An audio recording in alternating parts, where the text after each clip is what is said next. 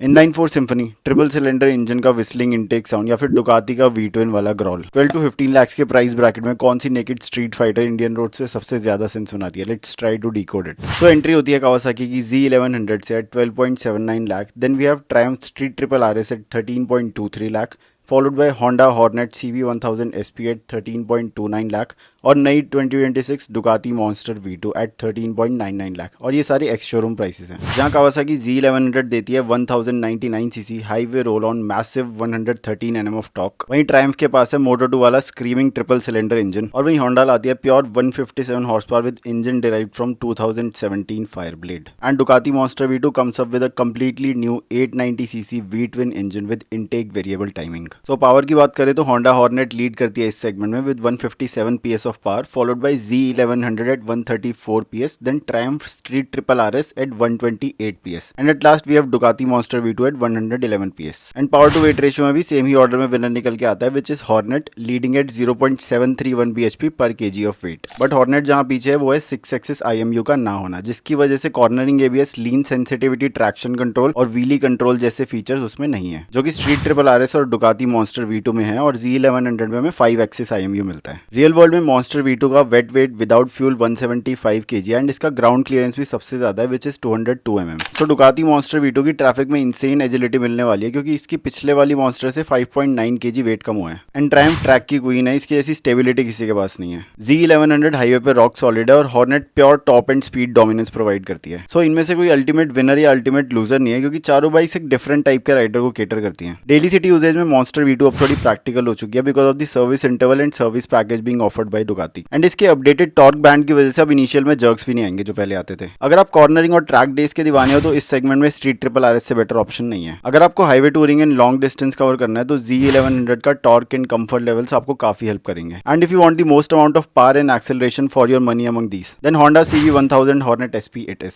Follow for more such reviews and insights.